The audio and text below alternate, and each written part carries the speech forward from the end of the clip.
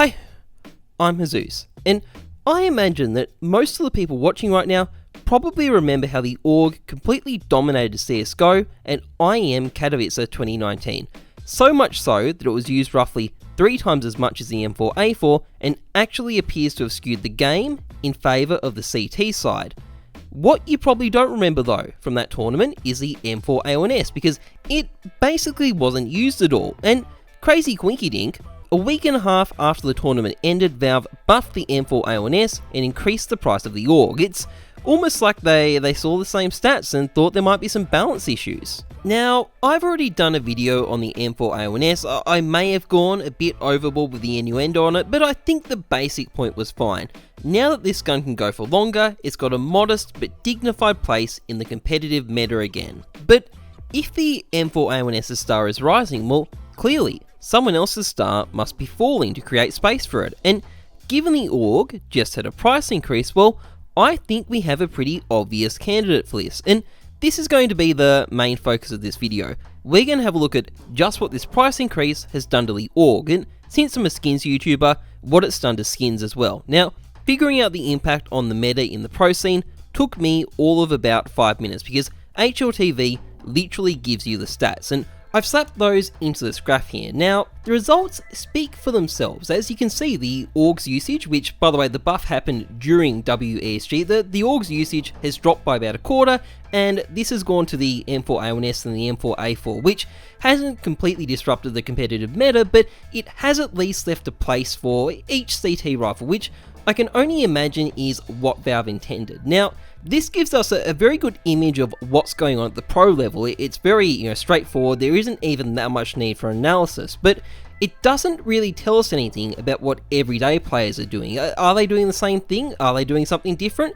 It's hard to know, but there is one very useful indicator we can use, and that would be weapon skins. Because if people are using the AUG a lot less, well, the price of its skins are going to have plummeted, something I made a video warning about before actually. I called it the AUGpocalypse, and since the AUGpocalypse seems to have finally hit and things have had a couple of months to settle, well, it seems like a very good time to test this theory. Now, if we were to look at the factory new AUG Stimphilion, well, it would seem that the AUGpocalypse has been devastating. So the price of the AUG was initially dropped in game on October the 9th, and at that point the Stimphilion was worth $9.20. At its peak about 5 months later in February, it was worth more like $13.50. Now, after its price has been reduced back to where it was to begin with, the price of the AUG Stimphilion is about $9.10. So it's fallen off quite significantly. And this suggests that as far as being used in game goes, well, the AUG would really seem to be back where it started.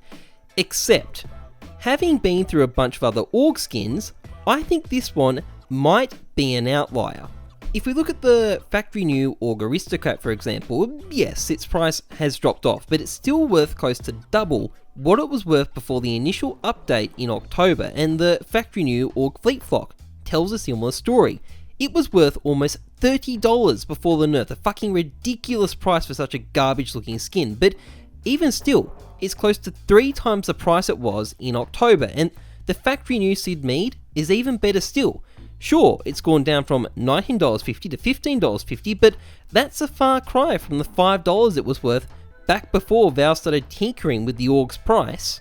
Anyway, for all intents and purposes, this tells us that the AUG is being used less now, but it is still being used a lot more than it was before Valve initially dropped its price in October. I guess now that a lot of people are used to the gun, they still think it's a worthwhile weapon, even if it is more expensive than the M4s. But I want to go a bit further with this analysis and see if I can measure it up to the other CT rifles. So let's get all the classified M4 and AUG skins in the game that can be found in cases, all 13 of them. And what I'm going to do is I'm going to see how the price of each of these skins compares in the factory new condition. Now, the AUG Momentum and Bengal Tiger both aren't really useful here because they're bizarre wear ranges, and also because the Momentum is still quite a new skin, so we'll have to get rid of those two. But I think the picture is still quite interesting once we start comparing everything that's left.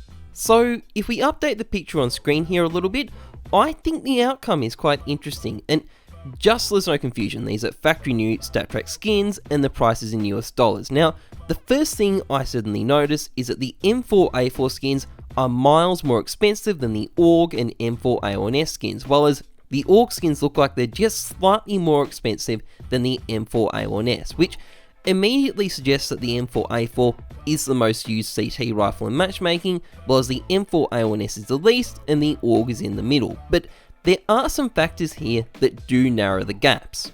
For one, you've got much more limited weapons to choose from in the case of the M4A4, 3 skins rather than 5 M4A1S skins and 5 AUG skins, if you include the 2 I removed. So naturally, you would expect that to increase the price of the M4A4 skins, and I think their skins also just look nicer as well.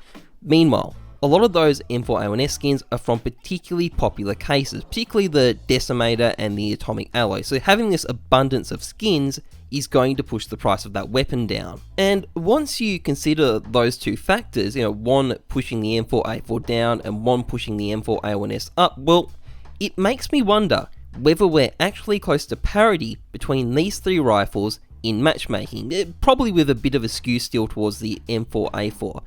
Now, this is a pretty limited analysis. There are a lot of other factors that could be involved, so I'm going to throw this over to the viewer. What's your experience with CT rifles in matchmaking? Is there clearly one dominant rifle, or is there a real mix? I'm interested to hear, and if we can get a lot of people's anecdotes, we may well be able to form a pretty clear picture of things. So let me know what you think in the comments. Anyway, before I go, I do have a sponsorship to announce. I'm now working with Loot Bear. Now, my videos aren't and will never be ads. The content is always going to come first, and any promotional deal I do will only ever be a brief mention at the end of the video. But anyway, Loot Bear is a site where you can rent skins, lend your skins for money, buy skins, sell skins, etc. There is a link to it in the description of my video and a code you can enter on their site.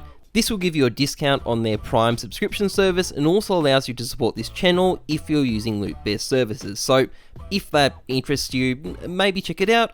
If it doesn't, well, I'm just grateful you're watching my video in the first place. Anyway, that's pretty much it for this video. If you enjoyed it, please like, comment, subscribe. Otherwise, trust the numbers, not your guts. I'm Heyzeus. Thanks for watching. See ya.